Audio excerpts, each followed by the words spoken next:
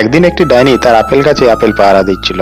এমন সময় টুনকু সে রাস্তা দিয়ে পার হচ্ছিল। আপেল দেখে সে আপেল খুঁজতে যায়, কিন্তু ডাইনিটি তাকে ধমক দিয়ে সেখান থেকে তাড়িয়ে দেয়। তাই টিঙ্কু কাঁদতে কাঁদতে বাড়ি ফিরে আসে, তার মাকে বলে, মা তুমি বাজার থেকে একটা আপেল গাছ কিনে নিয়ে আসো। তাই টুনি বাজারে থেকে একটি আপেল গাছ কিনে নিয়ে আসে, তার বাড়িতে লাগায়। কয়েকদিন পরে গাছটিতে খুব সুন্দর সুন্দর মিষ্টি মিষ্টি আপেল ধরে। তা দেখে ডাইনিটি প্রচন্ড হিংসে হয়। একদিন রাত্রে যখন টুনি তার মেয়েকে নিয়ে ঘুমিয়েছিল, ঠিক সেই সময় ডাইনিটি এসে তাদের আপেল গাছ থেকে সমস্ত আপেল চুরি করে নিয়ে পালিয়ে যায়। পরের দিন সকালে টুনি ও তার মেয়ে ঘুম থেকে উঠে দেখে যে তার গাছে একটাও আপেল নেই। তাই তারা প্রচন্ড কান্নাকাটি করতে থাকে। আর ঠিক সেই সময় একটা সাধু বাবা সেই রাস্তা দিয়ে পার হচ্ছিল।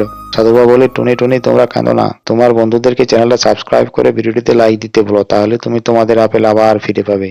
আজ টিঙ্কু খুব ভয় পেয়েছে, তাই কিছুতে ঘুমোতে পারছে না। আমি তখন টিঙ্কুকে বলি, টিঙ্কু টিঙ্কু তাড়াতাড়ি ঘুমিয়ে পড়, নাহলে তোকে ভূতে ধরে নিয়ে যাবে। তাই টিঙ্কু ভয়ে ভয়ে ঘুমিয়ে পড়ে। কিন্তু আমি ঘুমিয়ে যাওয়ার কিছুক্ষণ পরেই টিঙ্কু ঘুম থেকে উঠে যায় এবং কাঠ থেকে নেমে পায়চারি করতে থাকে। এমন সময় একটা ভূত দরজার থেকে এসে টিঙ্কুকে বলে, এই টিঙ্কু তুই ঘুমোসনি কেন?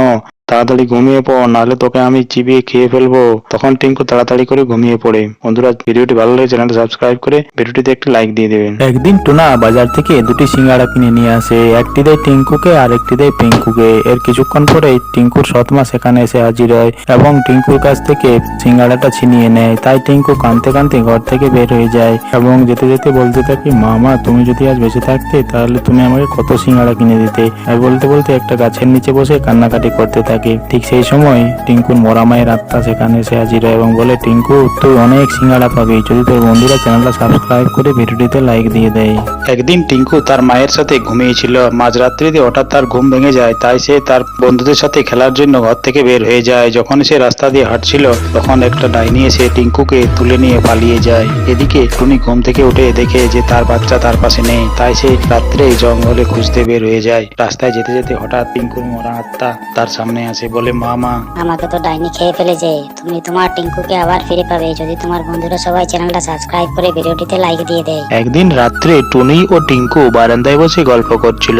এমন সময় টিঙ্কু বলে, মা আমি তো বাবাকে দেখতে পাচ্ছি না, বাবা কোথায় গেছে? তখন টুনি আকাশের দিকে ইশারা করে বলে, আরে টিঙ্কু তোর বাবা তো আকাশের তারা হয়ে গেছে। মা আমিও বাবার কাজ যাব, আমাকে নিয়ে চলো।